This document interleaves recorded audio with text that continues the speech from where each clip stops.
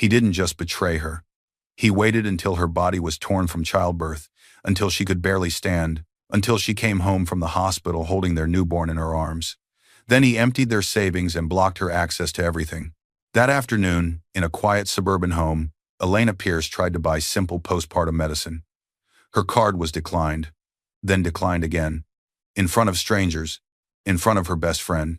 Stitches still fresh, baby crying on her shoulder. She stood there humiliated, told there were insufficient funds in accounts she thought she could access. At home, when she finally called the bank, the truth hit harder than any contraction. The accounts had been restructured 6 months ago. Mark had moved their savings into accounts under his name only, listing her as an authorized user he could remove at will. While she focused on her pregnancy, he'd been preparing, planning, positioning himself to take everything.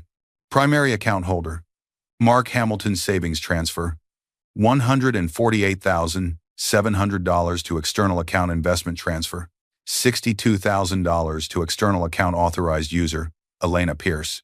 Access revoked. While she rocked their newborn alone, he was pouring champagne in another woman's apartment, laughing, telling her, "She can't touch a dollar. I made sure months ago. She's trapped." But what he didn't know was this.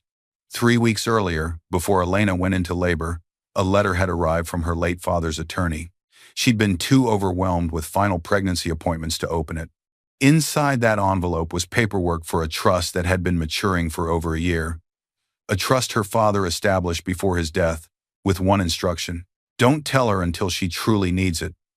Her father had left her $150 million. This is not just a story about a husband's cruelty. It's about what happens when the woman you try to destroy discovers she was never as powerless as you believed, and uses every legal tool available to dismantle your life piece by piece. Dear viewers, thank you for being here. If you watch without subscribing, it's like letting Elena's voice disappear back into silence. When you click that button, you stand with every mother abandoned at her weakest moment, and every quiet soul who chose justice over revenge. Please, subscribe now, and tell me in the comments where you're watching from. Elena Pierce, 31, stood in the middle of the nursery, breathing hard, one hand pressed against her aching back, the other clutching a tiny blue onesie, as if it were the only thing holding her together. The house was quiet, too quiet, and the silence felt heavy, like something inside these walls was hiding a truth she couldn't yet see. She blinked fast, calming her breath, forcing herself to slow down. This was supposed to be the happiest moment of her life, the final days before meeting her daughter. A home built with love, at least she thought so. The room around her glowed with warm morning light. Soft yellows, baby blues, and handmade decorations filled every corner. But Elena didn't just see the nursery. She saw the long road that brought her here. On the dresser sat a framed photo of Elena and her late father, Jonathan Pierce. In the picture, she was 14 years old, sitting beside him on a wooden dock, holding up a small fish. Her father had his arm around her, protective, proud, gentle. Jonathan had been a quiet man with old money, not flashy, not controlling. He raised Elena alone after her mother passed, teaching her that family was built on loyalty, not wealth. She touched the frame now, her thumb tracing her father's face. Under the photo stood another frame, this one a certificate from her past life. Outstanding Employee Award, Pierce and Monroe Consulting. Before her pregnancy, Elena had been a promising financial analyst, one of the best in her department, the type of person managers fought to keep. She understood accounts, investments, transfers. But when she married Mark Hamilton and found out she was pregnant, she chose to step away from her job. She believed building a home mattered more. She believed Mark would protect her the way her father once did. She sacrificed her career. She trusted Mark to handle their finances while she prepared for motherhood. She ignored the voice in her head that sometimes whispered, "Be careful." Her father's old attorney had called twice in the past month, leaving messages about important estate matters. But at that time, she didn't want to think about inheritances or legal documents. She wanted to focus on love, on family, on the baby coming. She sighed now, letting her hand rest on her belly. Everything she had, her memories, her trust, her future, she had poured into this life with Mark. Just then, footsteps echoed down the hallway. Mark Hamilton, 34, her husband, leaned into the doorway. He was handsome in a clean, polished way, Dark hair, crisp shirt, tired smile. Mark worked in finance, or at least that's what he always said. He often traveled, often worked late, often kept parts of his life tucked behind vague explanations. "Elena," he said lightly, "you're up early." She looked over her shoulder, smiling softly. "Couldn't sleep. She's kicking again." Mark chuckled, walking toward her with slow steps. Anyone watching would think he was the perfect husband, affectionate, caring, present. But his eyes kept drifting toward the dresser where his phone lay. Elena noticed. She had learned to notice the little things. She picked up another tiny onesie, smoothing the fabric, trying to focus on hope rather than worry. Then it happened. A sharp vibration cut through the quiet room. Mark's phone lit up. Elena glanced at the screen before he could reach it. A name flashed, LC. Just 2 letters, but enough to make her stomach tighten. Mark lunged for the phone and snatched it fast, faster than a man with nothing to hide. She froze, her hands tightened around the baby clothes. "Everything okay?" she asked, her voice soft but steady. Mark's smile came too quickly, too forced. "Work messages. Just a client." Elena nodded, but her eyes didn't follow the smile. They followed his hands, hands that shook just slightly as he slipped the phone into his pocket. The tension thickened, but Elena swallowed it down. She wanted peace. She wanted to believe him. She needed calm this close to her due date. Mark stepped forward, kissed her forehead and whispered, "Try to rest. Big day coming soon." Then he walked out of the room. Elena watched him leave, her heartbeat slowing, her breath softening. She placed the onesie back on the crib rail, and the camera tightened on her face as a quiet worry settled in. Just before the scene ended, a faint detail appeared on the dresser. A white envelope with a law firm logo unopened, partially hidden under magazines. A letter from her father's estate attorney, waiting. Elena didn't know it yet, but the first crack in her marriage had already begun to show, and the answers she needed were closer than she realized. Elena Pierce jerked awake to the sound of Mark's car starting in the driveway. She grabbed her phone, 3:47 a.m. Her heart raced as she pushed herself up, one hand steadying her swollen belly. This was the 3rd time this week he'd left in the middle of the night. She forced herself out of bed and walked to the window, moving slowly. Through the curtains, she watched his taillights disappear down the street. Her chest tightened. Something was wrong. She could feel it in her bones. Elena sat back on the edge of the bed, trying to steady her breathing. The baby kicked hard as if sensing her mother's stress. She picked up her phone and noticed something she hadn't seen before. Their joint banking app had logged her out. When she tried to log back in, a message appeared. "Access restrictions have been updated. Contact your bank for details." Her stomach dropped. "Access restrictions?" She tried again.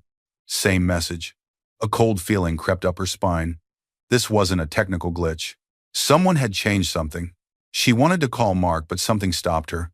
Instead, she opened her email, scrolling back through months of statements she'd been too tired and overwhelmed to check carefully. Then she found it. An email from 6 months ago, back when she was dealing with severe morning sickness, and had asked Mark to handle the banking stuff while she recovered. Subject: Account restructure confirmation. The email detailed how their joint savings and investment accounts had been closed and reopened under new terms. Mark as primary holder, Elena as authorized user with discretionary access. At the time, Mark had told her it was just paperwork to streamline things for tax purposes. She'd been too sick to question it, too trusting to doubt him, too focused on the baby to see the trap being set. Now, staring at those words discretionary access, she understood what they really meant. He could remove her access anytime he wanted. Later that morning, Elena was making tea when a knock at the door broke her thoughts. She opened it to find Mistress Keene, 62. Their elderly neighbor, a warm-hearted widow who treated Elena like her own daughter. She held a warm casserole dish wrapped in a kitchen towel. "Sweetheart," Mistress Keene said softly, "I made dinner for you. You need to keep your strength up." Elena blinked back grateful tears. "Thank you. You didn't have to." "Mistress," Keene hesitated, glancing down the street before lowering her voice. "Honey, I don't want to worry you, especially now. But," she paused, "I've seen him leaving at odd hours. And last week I saw him with a woman. She got into his car and they drove off together." Elena's breath hitched. "Mrs." Keene gently squeezed her arm. I know what I saw. I wouldn't mention it if I wasn't certain. Elena forced a smile, soft, polite, but completely hollow. Maybe it was a coworker or a client. Mrs. Keene didn't look convinced. Just be careful, sweetheart. Sometimes the quiet signs scream the loudest. Her words sank into Elena's mind like a heavy stone. Suddenly, Elena remembered sitting by a campfire with her father at age 17. He had looked her straight in the eyes and said, "Don't ignore small signs, Elena. Men who betray rarely announce themselves. It's the little things, the secretive looks, the sudden distance.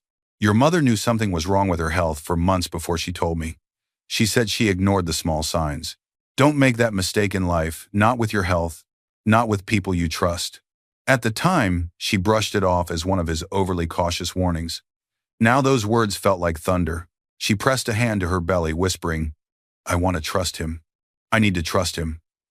But trust was starting to feel like a fragile thread. Later that evening, Elena walked to the desk where Mark kept financial papers. Her hands trembled as she opened the drawer. Inside, she found bank statements. He'd hidden statements for accounts she didn't even know existed. New accounts opened 4 months ago, large transfers out, receipts for expensive restaurants she'd never been to. And at the bottom of the stack, a real estate brochure for luxury condominiums downtown. Her heart pounded. Just as she was about to look closer, her phone buzzed with a text. "Mark, working late again. Don't wait up. Love you." The words felt empty. She looked back at the papers in her hands, and for the first time, she let herself think the thought she'd been avoiding. He's planning to leave me. As Elena gathered the papers to put them back, one more document slipped out, a printed email exchange between Mark and someone named L. Carter. The subject line made her blood run cold. Timeline for transition after baby arrives. Her entire body went numb. And the next time Mark's timeline would matter most was during the moment Elena needed him desperately inside the delivery room. Elena Pierce, 31, screamed as another contraction tore through her body. Her hands squeezed the metal rail of the hospital bed so hard her knuckles turned white. Sweat rolled down her forehead. The monitors beeped sharply around her, each sound echoing her fear and exhaustion. Her breath shook, her body trembled. The room was bright, cold, too clean, and the pain made everything blur. Beside her stood Mark Hamilton, 34, her husband. His body looked present, but his mind didn't. While Elena cried out, Mark's eyes flicked down to his phone every few seconds, the screen lighting up his face. "Mark, please," Elena gasped, her voice cracking. "I need you." He reached out with one hand and placed a palm on her shoulder, forcing a comforting smile. "I'm here. I'm right here," he said. But his other hand held the phone slightly behind his leg, tilted so she couldn't see the screen. The nurse, Karen Miller, 46, stepped closer to the bed. She was the kind of nurse who had worked deliveries for over 20 years. Calm, experienced, gentle, but also observant. She'd seen every kind of partner in delivery rooms, and something about Mark's behavior made her professional instincts sharpen. "You're doing so well, Elena," Nurse Karen said, adjusting Elena's oxygen tube. "Just breathe with me, slowly. In and out." Elena tried, but the contraction hit hard and fast, and she cried out again. "Mark," she called, desperately searching for his eyes. But Mark wasn't looking at her. His phone buzzed again. A small vibration, but sharp enough to cut through the air like a warning. Elena felt it. Not even the pain could blind her to how distant he seemed. Her mind flashed back for a moment, even in the middle of agony. Her father, Jonathan Pierce, speaking to her at age 20, right before she left for her first serious job. "Sweetheart, when life pushes you to your limits, look at the people standing beside you. That's when their truth shows. Pressure doesn't build character, it reveals it." Those words felt heavy now. Too heavy. Her best friend, Sophia Bennett, 30, rushed into the room, wearing a visitor badge around her neck. Sophia had been waiting in the hallway, pacing anxiously since Elena first arrived at the hospital hours ago. Her heart dropped when she saw the sweat on Elena's face and the tension in her shaking hands. "Elena, I'm here," Sophia whispered, taking her other hand. Elena's tears spilled over, tears of pain but also fear. "Don't leave me," she begged. Sophia shook her head firmly. "I'm not going anywhere." Then Mark's phone buzzed again, more urgent this time. He pulled it out without thinking, his thumb hovering over the screen. Elena, panting heavily, whispered through tears, "Mark, can you please just put it away? Just for now?" Mark's jaw tightened slightly, a flicker of annoyance he tried to hide. "It's work, Elena. There's an urgent situation. I'll step out for 2 minutes. 2 minutes. That's it." Before she could protest, before she could beg him to stay, he muttered, "I need to make a call. I'll be right outside." And he left. The door clicked shut behind him. Elena's sob caught in her throat. Sophia squeezed her hand tighter, fury flashing across her face. Nurse Karen made no comment, but her pen moved deliberately across the medical chart. Partner left room during active labor. Patient visibly distressed. That note would matter later. Much later. And now the camera follows Mark outside the delivery room. He doesn't stop at the waiting area. He walks past other families, past the nurse's station, toward a quiet corner near the vending machines. He pulls out his phone with shaking hands, not from worry about Elena, but from anticipation. On the screen is a message from Lila Carter, 29. "Is it done yet? You promised you'd take care of everything today." Mark's fingers flew across the screen. "She's in labor now. Give me 2 hours. I'm finalizing the last transfer tonight. Tomorrow morning, you'll have full access to the downtown account." He hit send, then opened his banking app, the one Elena no longer had access to.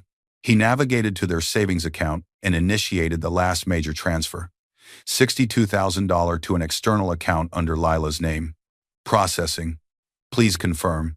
He confirmed. Transfer scheduled for completion. Tonight, 11:47 p.m. Mark exhaled slowly, slipping the phone back into his pocket just as a doctor walked past. He forced his face into an expression of concern and stress, the mask of a worried husband. Then he walked slowly back toward the delivery room. Back inside the room, Elena groaned loudly, her body shaking, the pain overwhelming. Nurse Karen checked her dilation. "Almost there, Elena. You're almost there. You're so strong." Sophia squeezed Elena's hand, whispering encouragement through her own tears. "You can do this. I'm right here. You're not alone." Elena whispered, voice weak and broken. "Where is he?" Sophia hesitated. She didn't want to answer. Nurse Karen didn't want to answer either. The silence said everything. Minutes later, Elena screamed one last time, and suddenly, the sound of a baby's cry filled the room. A tiny, fragile wail that made the entire world pause. Elena sobbed, overwhelmed by the sound of her daughter's first breath. Nurse Karen carefully laid the baby girl on Elena's chest, her tiny body warm and trembling. The moment should have been warm, magical, unforgettable. But when Mark finally stepped back inside, his face was blank. He stared at the baby on Elena's chest, and there was no smile. No tears, no warmth, just a stiff, distracted stare. Eyes empty, unfocused, distant. He glanced at his watch. Sophia noticed. Her jaw clenched. Nurse Karen noticed too. She wrote quietly in the file, "Father's affect, flat, disengaged. Minimal bonding observed." The scene slows as Elena kisses her daughter's forehead, tears falling onto the newborn's skin. She looked up at Mark, searching desperately for love in his face. She found nothing. Her heart cracked quietly. As the camera zooms in on Mark's phone in his pocket, the screen lights up again, with a new notification visible through the fabric. Transfer complete. $62,000. New account balance. $0. The phone vibrates one more time. "Lila. Got it. You're free now." Mark's lips curled into the faintest smile, one Elena couldn't see, but the camera caught it. The next morning, Elena would learn that some pains don't end in the delivery room. They follow you home, wait until you're weakest, and strike when you least expect it. 2 days after giving birth, Elena Pierce stood trembling in the bright fluorescent lights of the small pharmacy, still weak from delivery. Her stitches ached with every movement. Dark circles shadowed her eyes from sleepless nights. She held her newborn daughter close to her chest in a soft carrier, the baby's tiny face peaceful against the storm brewing around them. She just needed one thing, her prescribed postpartum pain medication and antibiotics to prevent infection. Simple. Necessary. Doctor ordered. She reached into her purse with shaking fingers, gripping the debit card she'd used countless times before her card, linked to what used to be their joint account. The pharmacy clerk, Mason Reed, 28, a polite young man with tired eyes and a customer service smile, scanned the medications. "That'll be $43.18, he said gently. Elena nodded and slid her card through the machine. Beep. Transaction declined. Her heart stopped for a second. She tried to steady her voice. Can you try it again? Maybe the machine. Of course. Mason swiped it a second time. Beep. Declined. Her hands started to tremble. The room felt smaller. Too bright, too loud. Behind her stood Sophia Bennett, 30, Elena's closest friend. Sophia had been the one to drive her home from the hospital, helping with the baby, making sure Elena rested. She stepped closer now, noticing the way Elena's shoulders curled inward, the way her breathing quickened. Elena, Sophia whispered. What's wrong? Elena swallowed hard, her throat tightening. I don't know. This card has always worked. Let me try one more time. She slid the card a third time, hands visibly shaking now. Beep. Declined. The sound felt like a blow to her chest. Mason shifted nervously, lowering his voice. I'm really sorry, ma'am, but the system is saying insufficient funds. Sometimes banks freeze cards if there's been unusual activity or if insufficient funds. Elena repeated, her voice barely a whisper. The words didn't make sense. They had savings, they had money. She'd checked the balance 2 weeks ago. There had been over $200,000. Her mind scrambled backward, searching for an explanation, a reason, anything that would make this moment make sense. 5 months pregnant, sitting at the kitchen table, reviewing finances with Mark. She'd been tired, nauseous, struggling to focus. Mark had said, "Don't worry about the accounts anymore. I restructured everything to make taxes easier. You're listed as an authorized user. Now it's simpler for you. Less paperwork. You can still access everything when you need it." She'd trusted him. She'd signed where he told her to sign. She'd believed him when he said, "I'm taking care of us." But now, standing in this pharmacy, the words authorized user took on a horrifying new meaning. He could revoke my access anytime he wanted. Her chest tightened. Her legs weakened. Elena, Sophia said softly, catching her elbow as she swayed. You're shaking. Here, let me pay for it. We'll figure this out at home. The baby began to cry softly, sensing her mother's fear. The tiny sounds shattered Elena's last sense of calm. Her card had never failed before. Not once, not ever.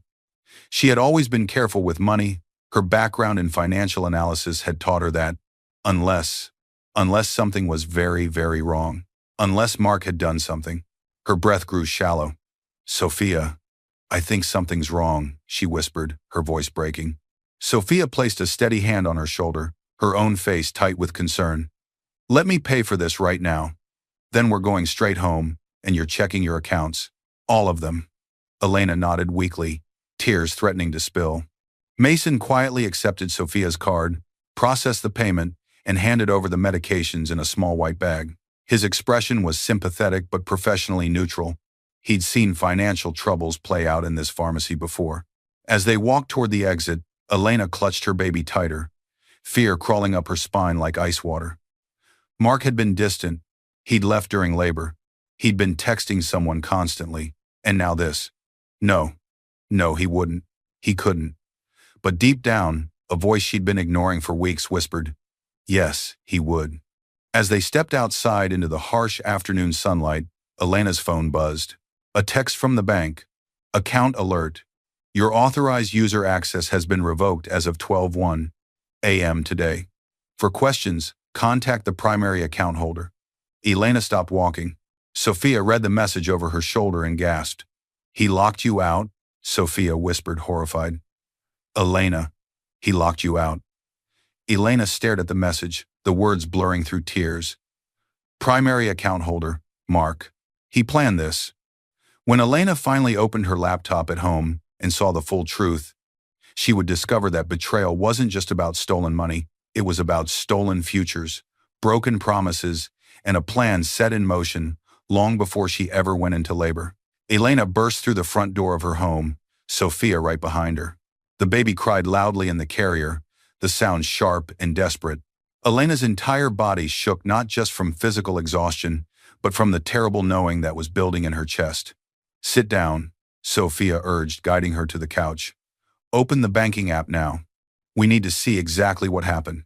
Elena's hands trembled so badly she could barely unlock her phone. Her heart pounded. The baby whimpered against her chest, and Elena kissed her tiny forehead with cold lips before forcing herself to focus. She opened the banking app, the screen loaded, and her world shattered completely. Primary savings account, $0 investment account, $0 emergency fund, $0.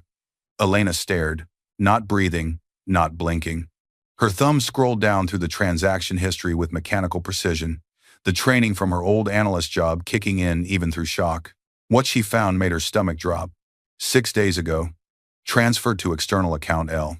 Carter $148,700 3 days ago. Transferred to external account L. $62,000 7. Yesterday, 11:47 p.m., while she was in the hospital recovering. Account restructure. Primary holder retained all assets today, 12:01 a.m. Authorized user E. Access revoked. Everything inside Elena went silent. Her ears rang. Her chest felt like it was caving in. Her mouth went completely dry. Sophia gasped, covering her mouth with both hands. "Oh my God, Elena, this can't be real. This can't." Elena's breath came in shaky, shallow bursts. "Over $200,000, she whispered. "Everything we saved. Everything from my old job, from his bonuses, from our wedding gifts. Everything." The baby cried harder, picking up on her mother's anguish. Elena tried to call Mark. Ring. Call forwarded to voicemail. She tried again. Ring. Voicemail. Again, voicemail. Every single attempt went straight to voicemail, which meant he'd either blocked her number or turned off his phone entirely. "He won't even answer," Elena said, her voice breaking on every word. "He emptied everything and won't even answer my calls." Sophia knelt beside her, rubbing her arm desperately. "Maybe there's been a mistake. Maybe the bank made an error. Maybe," but Sophia's voice trailed off when she saw Elena click on something else. A folder in the app labeled Account Correspondence. Inside were emails Elena had never seen before, emails sent to Mark's personal address, not their shared one. The subject lines told the whole story. Account restructure complete March 15. Primary holder change confirmation March 20. Authorized user agreement updated March 22. March. He'd started this in March, 2 months before she gave birth. This wasn't impulsive. This was methodical, planned, calculated. Elena leaned her head back against the couch, staring blankly at the ceiling, her baby crying softly against her chest. Memories flooded in moments she hadn't wanted to see clearly until now. Mark in March saying casually over breakfast, "Hey, I need you to sign some banking updates. Just routine stuff for tax season." She'd been exhausted from morning sickness, barely able to keep food down. She'd signed without reading carefully. Another memory, Mark in April. "I'm handling all the finances now, okay? You just focus on staying healthy. That's your only job." It had sounded loving at the time, protective. Now it sounded like a trap snapping shut. Her father's voice echoed again. "Elena, never, and I mean never, give someone complete control of your financial security. Not because you don't trust them, but because power changes people. Always keep your own accounts. Always know where your money is." She'd thought her father was being paranoid, old-fashioned, overly protective. Now she understood he'd been trying to save her from exactly this moment. Elena held her baby tighter, tears falling silently onto the infant's blanket. "He left me with nothing," she whispered. "Not even enough to buy the medicine I needed after giving birth to his child."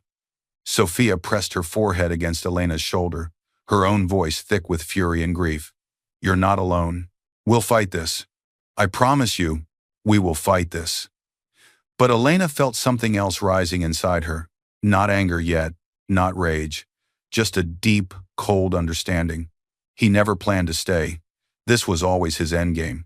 A modern downtown apartment with floor-to-ceiling windows and expensive furniture Elena had never seen before. Mark Hamilton, 34, stood by the window in fresh clothes, his hair still wet from a shower.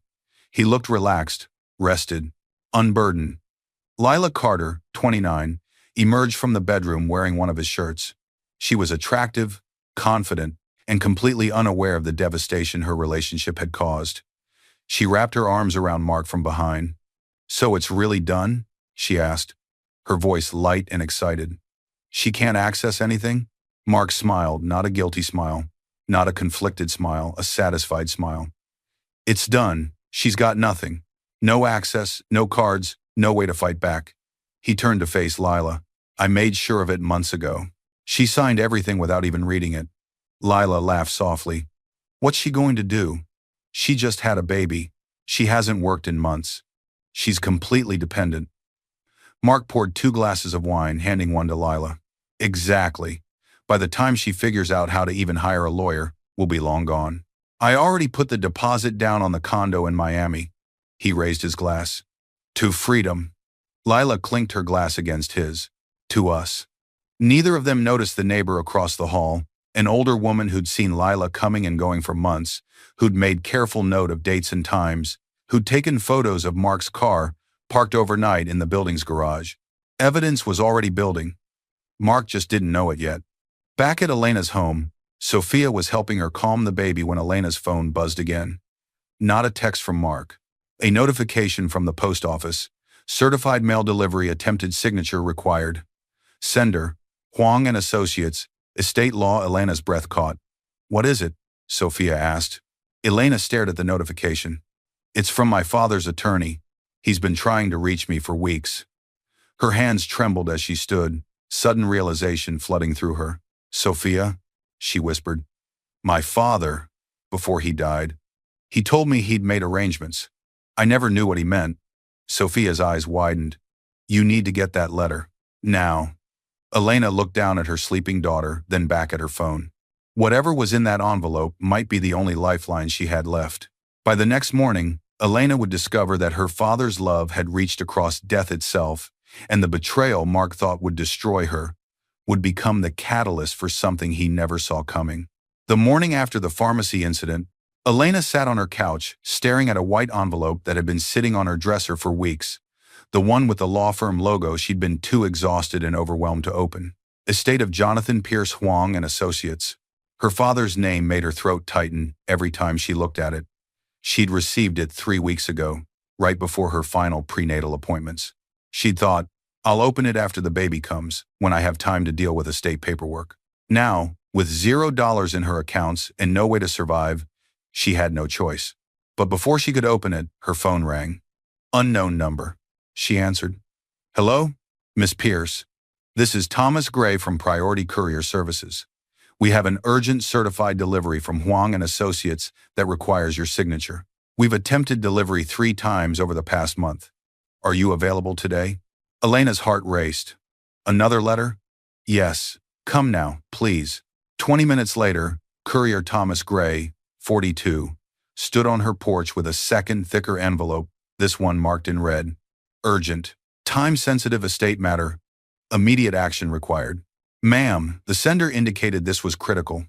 I apologize for the multiple attempts. Our records show you weren't available for the previous deliveries. Elena's hands trembled as she signed. She'd been at doctor's appointments, then in the hospital, then too devastated to answer the door. She took the heavy envelope. Thomas nodded respectfully and left. Sophia appeared beside her. Another letter? 2 letters. Elena whispered, holding both envelopes. One I've been too scared to open, and one that just arrived. Sophia guided her back inside. Open them both. Now. Elena sat down, her baby sleeping peacefully in the carrier beside her. She opened the first envelope, the one that had been waiting on her dresser. Inside was a handwritten letter from her father. Then she opened the second envelope, the urgent one. Inside was a typed letter from Daniel Huang, her father's attorney, explaining he'd been trying to reach her for weeks.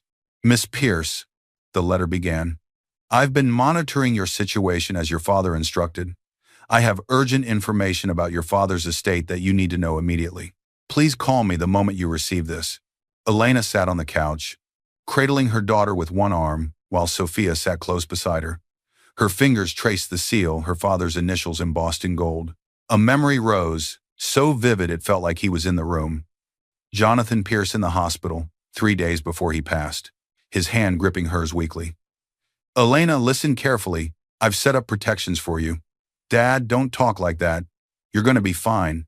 Stop. Listen. His voice was firm despite his weakness. I've worked with Daniel Huang. He's trustworthy. If anything ever happens, if life ever corners you, there's a safety net. You won't see it until you need it, but it's there. She'd been so focused on denial, on hope, on refusing to accept he was dying, that she'd barely processed his words. "I don't want your money, Dad. I just want you." He'd smiled sadly. "I know, sweetheart. But one day you might need it more than you can imagine. And when that day comes, you'll know I'm still protecting you." The memory made tears stream down Elena's face now. "He knew," she whispered. "Somehow he knew I'd need help." With shaking hands, she opened the envelope. Inside were multiple documents. A letter in her father's handwriting, legal papers with the law firm's letterhead, account access codes, a business card for Daniel Huang. She unfolded her father's letter first. "My dearest Elena, if you're reading this, then I'm gone, and something has gone terribly wrong in your life. I pray I'm mistaken, but a father's instinct is rarely wrong. When your mother died, I promised her I'd always protect you even after I was gone. So I've established a trust in your name, managed by Daniel Huang, a man I trust with my life. The funds have been invested conservatively and have been growing since my death. By the time you receive this, they should have matured significantly. I've instructed Daniel to watch over you quietly. If he sends this letter, it means he believes you're in danger or crisis. Whatever you're facing, whoever hurt you, remember, you are my daughter. You are brilliant, strong, and capable, and you are not alone. Use these resources to rebuild, to protect yourself, to fight back if necessary. I love you forever, Dad." Elena's hands shook so violently she nearly dropped the letter. Sophia read over her shoulder, tears streaming down her own face. "Elena, call the lawyer, now."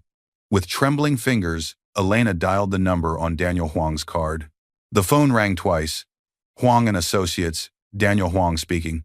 "Mr. Huang," Elena's voice cracked. "This is Elena Pierce. I just received your letter." There was a pause, then genuine warmth and relief entered his voice. "Miss Pierce, thank God. I've been monitoring your situation as your father instructed. I'm so sorry for what you're going through." His voice became gentle but professional. "Are you somewhere private where we can talk?" "Yes." "Good. What I'm about to tell you will be overwhelming, but I need you to stay calm." He paused. "Your father established an irrevocable trust in your name 14 months ago. The assets were invested in a diversified portfolio of stocks, bonds, and real estate holdings." Elena's heart pounded. "How much?" "The trust has matured to a current value of $148 million. The world stopped. Sophia's hand flew to her mouth, muffling a gasp. Elena couldn't speak, couldn't breathe, couldn't process. Daniel continued gently. "Additionally, there's a separate liquid emergency fund of $2 million available for immediate access should you need it.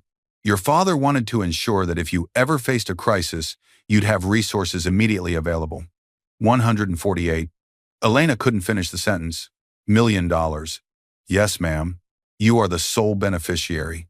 No one else can touch it, not a spouse, not creditors, no one. It's legally protected in your name only." The baby stirred against Elena's chest, letting out a tiny sigh, as if she too sensed the shift in the universe. Elena closed her eyes, and when she opened them again, the tears were gone. What replaced them wasn't joy. It wasn't relief. It was something colder, harder. Clarity. Her father hadn't just left her money, he'd left her power. The power to fight back, the power to survive, the power to make sure Mark never got away with what he'd done. "Mr. Huang," Elena said, her voice steady now, "I need to meet with you immediately. And I need a lawyer who specializes in financial fraud and divorce. I've already taken the liberty of reaching out to someone. Her name is Miriam Cole.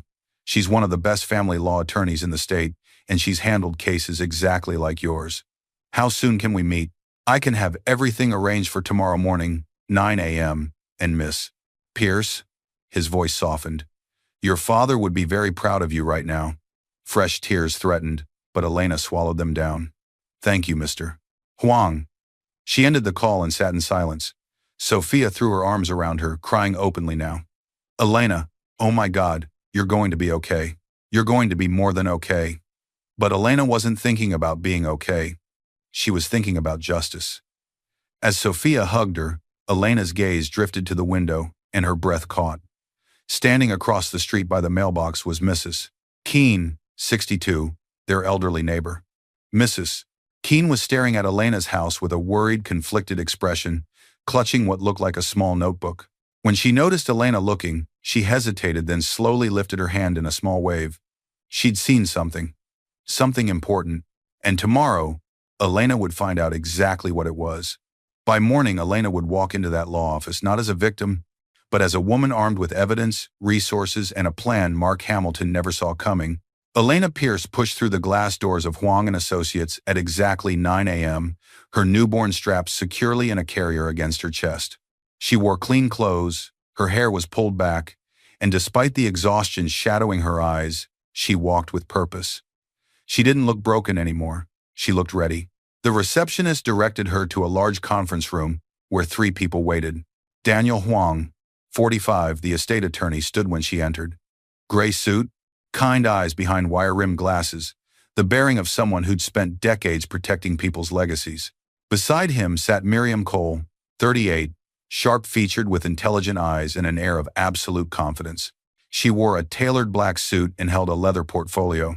Her reputation in family law was formidable. She didn't just win cases, she dismantled abusive spouses. The third person surprised Elena.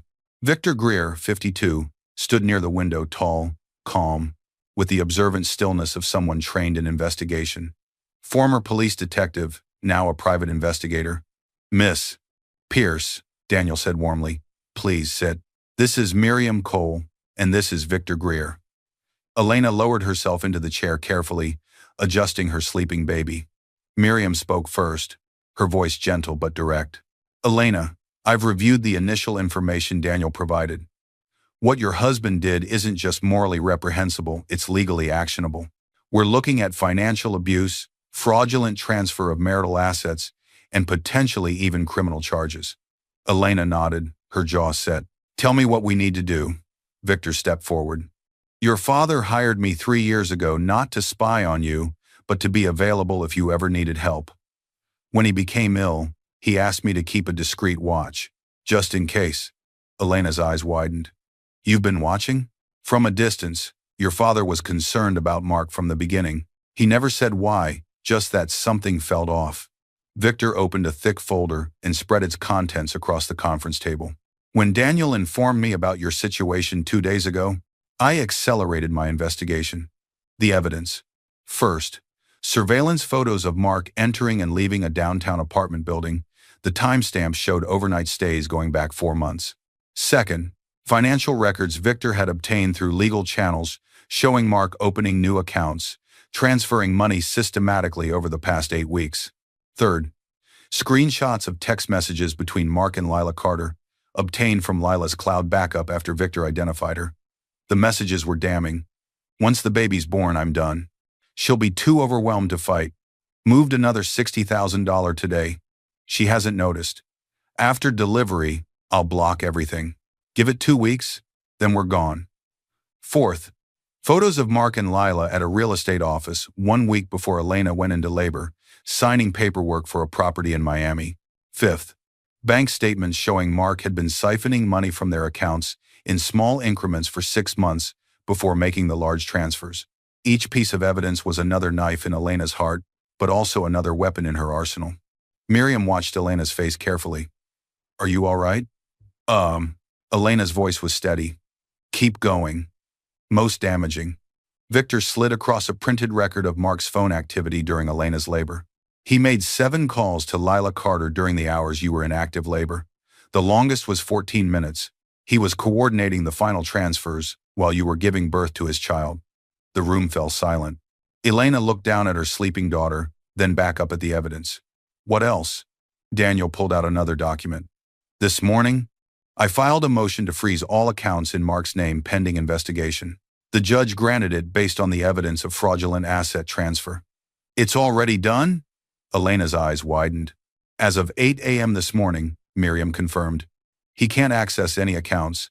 He can't transfer anything else. He can't withdraw cash.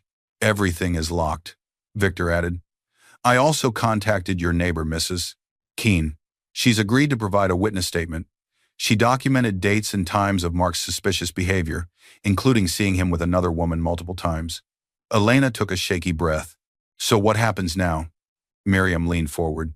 Now, we file for divorce on grounds of financial abandonment and fraud. Simultaneously, We file criminal complaints for theft of marital assets, and we ensure that every penny he stole gets returned with penalties. Daniel added, the trust your father left you is completely protected. Mark can't touch it, can't claim it in divorce proceedings. It's yours alone. Elena closed her eyes briefly, gathering herself. When she opened them, her voice was ice. Do it. File everything. As Miriam began organizing the legal filings, Victor's phone buzzed. He glanced at it, then looked up sharply.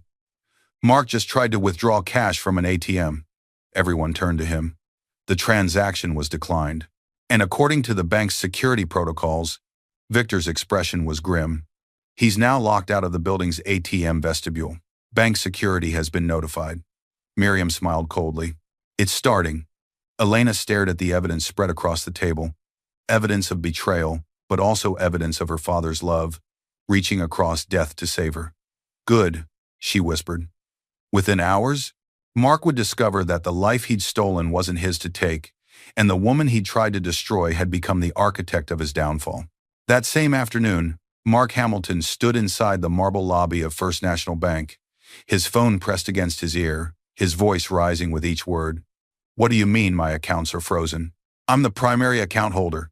The bank representative on the other end remained professionally calm. Sir, there's a court order. All accounts under your name have been flagged pending investigation of fraudulent activity. Fraudulent? This is insane. My wife did this, didn't she? She can't do this. She doesn't have access anymore. Sir, I can't discuss the details over the phone. You'll need to come to the branch and speak with our fraud investigation department. I'm at the branch, Mark shouted, drawing stares from other customers. Then please proceed to the third-floor offices. Someone will meet with you. The line went dead. Mark's hands shook with rage as he jammed his phone into his pocket and stormed toward the elevators. Richard Hale, 50, the bank manager, sat behind his desk reviewing documents when Mark was escorted in by security. Richard's expression was professionally neutral, but his eyes were cold. Mr. Hamilton, please sit. I don't want to sit. I want to know why I can't access my own money. Richard gestured to the chair more firmly. Sit. Down. Something in his tone made Mark comply. Richard slid a document across the desk. This is a court order issued this morning at 8 a.m. It authorizes the immediate freeze of all accounts under your name, pending investigation of fraudulent transfer of marital assets. Mark's face went white. Elena did this. Mrs. Hamilton filed a legal complaint with supporting evidence. The judge reviewed the evidence and granted the freeze. What evidence? She doesn't have anything. Richard opened a folder and began reading aloud. Unauthorized transfer of $148,700 from a joint marital account to a third party. Unauthorized transfer of $62,000 from a joint marital account to the same third party. Removal of spouse's access to accounts without consent during a vulnerable period. Evidence of systematic financial planning to defraud spouse of marital assets. Each word hit Mark like a physical blow. You restructured the accounts specifically to remove your wife's access, Richard continued coldly. Then you drained them while she was in the hospital giving birth. That's not a financial dispute, Mr. Hamilton. That's theft. Mark opened his mouth, but nothing came out. Richard continued. The bank's compliance department has also been subpoenaed. We've turned over all records of your transactions from the past year. Additionally, he slid another paper forward. There's a civil lawsuit being filed against you for return of all assets plus damages. This is impossible, Mark whispered. She has nothing. No money, no lawyer, no way to… Actually, Richard interrupted. Mrs. Hamilton retained Miriam Cole of Cole & Partners, one of the best family law attorneys in the state. Her retainer alone is typically $50,000. He paused meaningfully. Your wife seems to have found funding somewhere. Mark's mind raced. How? Where did she get money for a lawyer like that? You're done here, Mr. Hamilton, Richard said, standing. Security will escort you out. Mark stood mechanically, his legs weak. As security guided him toward the elevator, his phone buzzed. A text from Lila. What the fuck is going on? I just tried to use the card you gave me and it was declined. All of them were declined. You said this money was yours. Then another. The real estate agent called. The deposit for the Miami condo bounced. They're canceling the contract. What did you do? Then another. Are you even going to answer me? Did you lie about everything? Mark's hands trembled as the elevator descended. Everything was unraveling. He'd been so certain Elena would be too weak, too overwhelmed, too dependent to fight back. He'd miscalculated catastrophically. Mark sat across from Lila Carter at a corner table, trying to salvage the situation. It's just temporary, he insisted, his voice low and urgent. My wife is trying to cause problems, but I'll get it sorted out. Lila's arms were crossed, her expression skeptical. Temporary? Mark, everything is frozen. You told me she was helpless. You told me she had nothing. She doesn't. I don't know how she afforded a lawyer, but maybe she's not as stupid as you thought, Lila snapped. The waiter approached. Whenever you're ready for the check, sir. Mark nodded, distracted, and handed over his credit card without thinking, one of the new cards he'd opened just for himself and Lila. The waiter returned 2 minutes later, his expression apologetic. I'm sorry, sir, but this card was declined. Mark's stomach dropped. That's impossible. Try it again. The waiter tried again. Declined. Mark pulled out a second card. Same result. A third card. Declined. Lila's eyes widened. Are you serious right now? Humiliation burned Mark's face as other diners began to notice the commotion. He grabbed his phone, checking his accounts frantically. Every single one showed the same message. Account frozen. Court order. Lila stood abruptly. I'm not dealing with this. Lila, wait. No, you lied to me. You said she was nothing. You said this was easy. She grabbed her purse. Figure out your mess. I'm done. She walked out. Mark sat alone at the table, surrounded by the wreckage of his own making. The waiter cleared his throat awkwardly. Sir? About the bill. Just give me a second. Mark's phone buzzed with a new notification. Court summons. You are required to appear for divorce proceedings. Failure to appear will result in default judgment. His hands went numb. This wasn't happening. This couldn't be happening. As Mark finally stood to leave after Sophia had to come pay his restaurant bill, following a humiliating call, 2 police officers entered the restaurant. They approached his table directly. Mark Hamilton? His blood ran cold. Yes?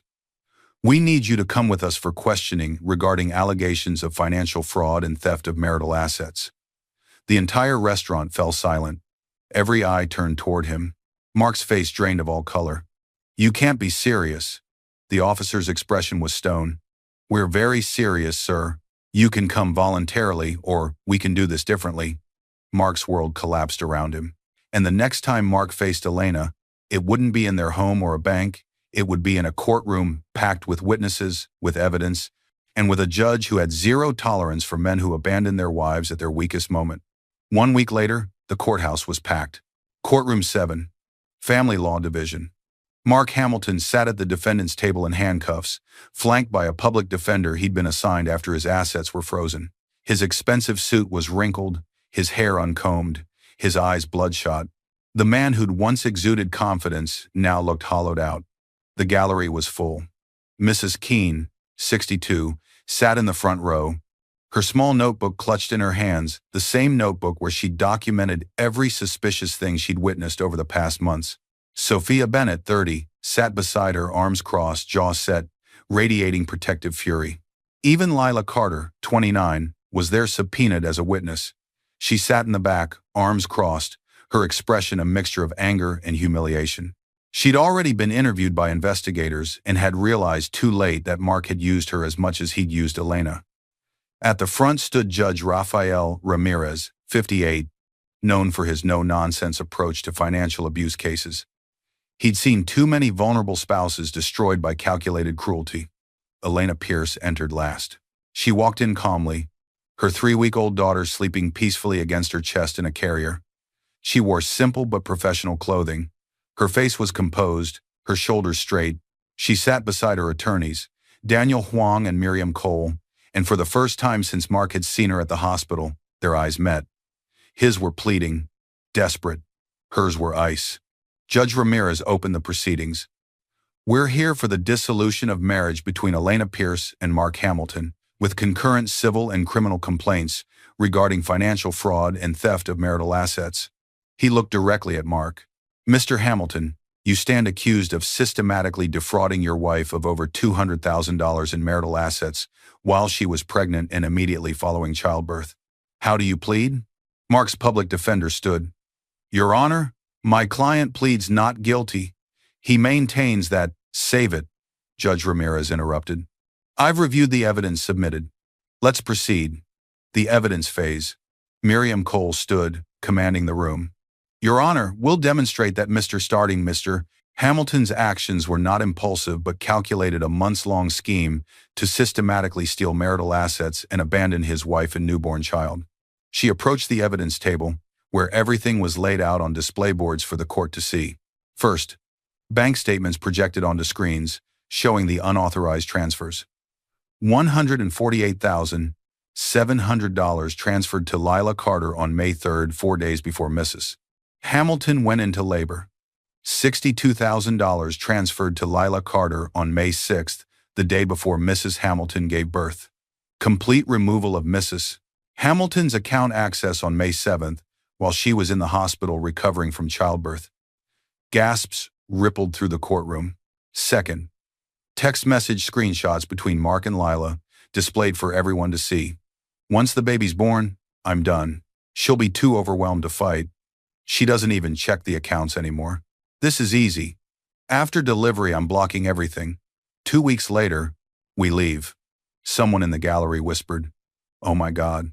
Third, Victor Greer's surveillance photos showing Mark at the apartment building, at restaurants with Lila, at the real estate office signing papers for a Miami condo.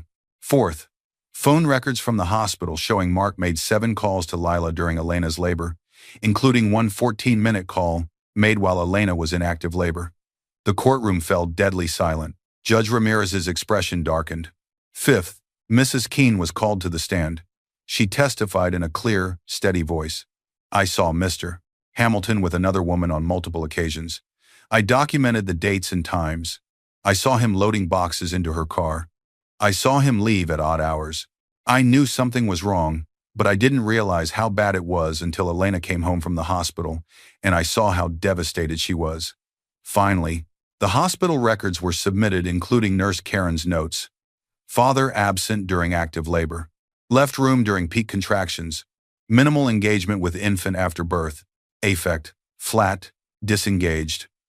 The weight of the evidence was crushing, undeniable, irrefutable. Mark suddenly stood, knocking his chair back. This is insane, he shouted. Yes, I moved money. Yes, I was seeing someone else. But Elena, she's making this sound like I'm some kind of monster. We were unhappy. I was going to leave anyway. He stopped, realizing what he just admitted. His public defender grabbed his arm, trying to get him to sit down and stop talking, but Mark jerked away. She's twisting everything, he yelled, pointing at Elena. She had access to the accounts. She could have checked. She could have.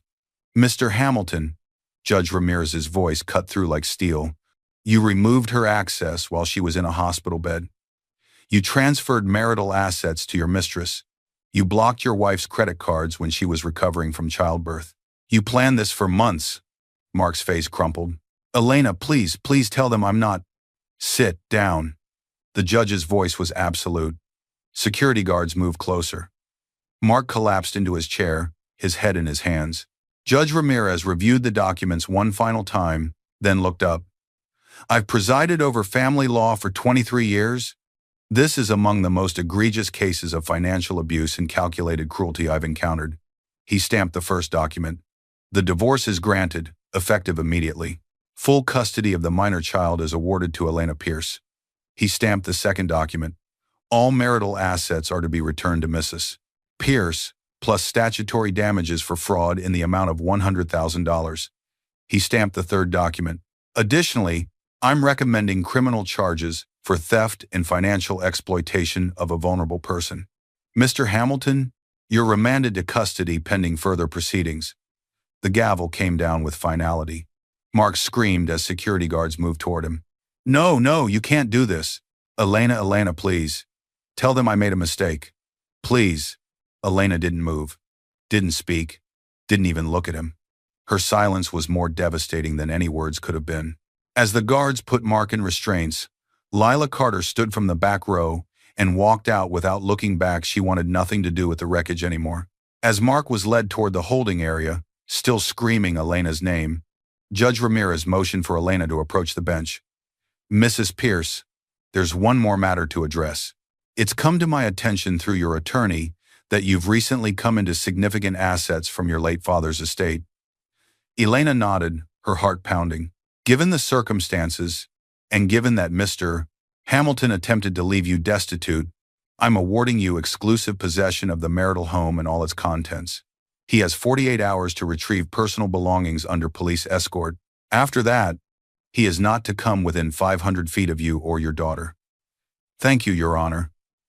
As Elena turned to leave the courtroom, she caught one last glimpse of Mark being dragged away, broken and screaming. She felt no joy, no satisfaction, just a quiet, powerful sense of justice.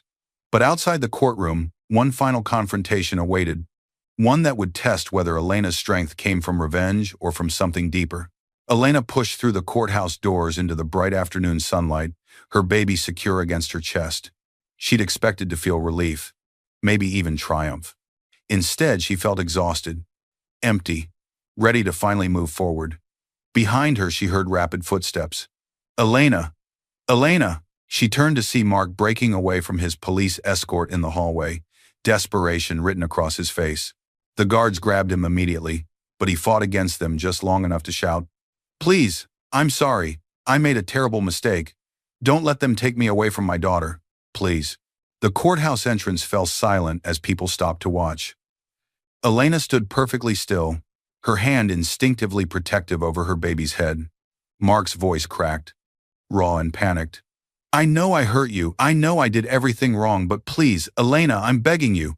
Don't destroy my whole life. Give me another chance." The guards held him firmly, waiting to see if Elena would respond. Sophia appeared beside Elena, her voice low and urgent. "You don't owe him anything, not even a response." But Elena took a slow breath and stepped closer, close enough that Mark could hear her clearly, but not close enough for him to reach her. Elena looked at the man she'd once loved, really looked at him, at the desperation in his eyes, the tears on his face, the way he was begging for mercy he'd never shown her. She thought of the pharmacy, where she'd been humiliated trying to buy medicine after giving birth to his child. She thought of lying in the delivery room, crying for him, while he stood in the hallway planning their financial ruin. She thought of opening her phone to see $0 while he poured champagne with another woman. She thought of the months he'd spent methodically preparing to abandon her, signing papers, moving money, lying to her face every single day. And then she thought of her father, Jonathan Pierce, 1 week before he died, his hand weak but steady on hers. "Elena, if someone ever betrays you, really betrays you, don't waste energy on revenge. Don't let bitterness poison your heart. You don't fight them to destroy them. You fight them to free yourself." At the time, she hadn't understood. Now, standing in front of Mark, she did. Elena spoke, her voice calm and clear. "Mark." He looked up at her with desperate hope. "You didn't make a mistake," she said softly. "A mistake is forgetting an anniversary. A mistake is saying something thoughtless. What you did was make choices, deliberate, calculated, planned choices. Elena, I can change. You chose to restructure our accounts while I was sick and vulnerable," she continued, her voice never rising but cutting deeper than shouting ever could. "You chose to steal from me while I was in labor. You chose to remove my access to our money while I was recovering from giving birth to your daughter." Mark's face crumpled, but she didn't stop. "You chose to celebrate with another woman while I cried alone with a newborn, wondering how I'd buy medicine." "I'm sorry." "You're not sorry you did it," Elena said quietly. "You're sorry you got caught. There's a difference." The words hung in the air, absolute and final. Mark's knees nearly buckled. "Please don't walk away from me. I have nothing left." Elena's next words were the coldest she'd ever spoken. "Now you know how I felt." She turned away. "Elena, wait. What about our daughter? Don't I deserve to be part of her life?" Elena stopped and looked back one last time. "That's not for me to decide. That's for a judge to decide based on your choices. If you want to be part of her life, prove you're capable of being a decent human being first. Prove you understand what being a parent actually means." She paused, then added, "But right now, the only thing you deserve is exactly what you're getting, The consequences of your actions. The guards began pulling Mark away as he shouted her name over and over, the sound echoing off the courthouse walls. Elena walked down the steps without looking back. At the bottom of the steps, Daniel Huang, Miriam Cole, and Victor Greer waited. Daniel spoke gently. "How are you holding up?" "I'm okay," Elena said, and surprisingly, she meant it. "I'm actually okay." Miriam handed her a folder. "Everything is finalized. The house is yours. The accounts are unfrozen and returned to you. And here," she pulled out a separate document. "This is the access information for your father's trust. The $2 million emergency fund has been transferred to a new account, in your name only." Elena took the papers with steady hands. Victor added, "I've also arranged for a security system installation at your house and a protective order that's active immediately. He can't come near you or the baby. Thank you. All of you." Elena's voice was thick with gratitude. "I don't know what I would have done without you. Your father made sure you'd never have to find out," Daniel said warmly. As they walked toward the parking lot, Sophia threw an arm around Elena's shoulders. "So what happens now?" Sophia asked. Elena looked down at her sleeping daughter, then up at the blue sky above. "Now?" A small, genuine smile crossed her face for the first time in weeks. "Now I rebuild. For her. For me. For the future Dad wanted me to have." As Elena reached her car, her phone buzzed one final time. An email notification from Daniel Huang, sent automatically, timestamp for exactly this moment. The subject line read, "From your father, to be opened after your victory." Elena's hands trembled as she opened it. Inside was a video file. She pressed play. Her father's face appeared on the screen, recorded sometime before his death, sitting in his study, looking directly at the camera. "Elena," his voice was warm, strong, full of love. "If you're watching this, it means you fought back. It means you didn't let someone break you. It means you're still the strong, brilliant daughter I raised." Tears streamed down Elena's face. "I'm so proud of you, sweetheart. Whatever you went through, whatever pain brought you to this moment, I want you to know, you were never alone. I've been with you every step, and I always will be." He smiled, his eyes wet with tears. "Now go build the life you deserve. Go be the incredible mother I know you are. Go be happy." The video ended. Elena stood frozen, clutching her phone, her baby against her heart, tears falling freely. Sophia hugged her from behind, crying too. "He really never left you?" Sophia whispered. "No," Elena said, her voice breaking with love and grief and gratitude all at once. "He never did." She looked up at the sky one more time, whispering, "Thank you, Dad, for everything." And then, with her daughter safe in her arms and her father's love surrounding her like armor, Elena Pierce drove away toward her new life, a life built not on revenge, but on resilience. And that is how a woman stripped of everything discovered she had more than enough, more than money, more than justice, more than revenge. She had herself, she had her daughter, and she had a father's love that reached across death itself to save her. I hope this story touched your heart the way creating it touched mine. This isn't just about one woman's fight, it's about every person who's been underestimated, abandoned, or betrayed at their weakest moment. If this story resonated with you, please like, share, and subscribe. Let me know in the comments where you're watching from and what lessons you learned from Elena's journey. Thank you for being here. See you in the next video.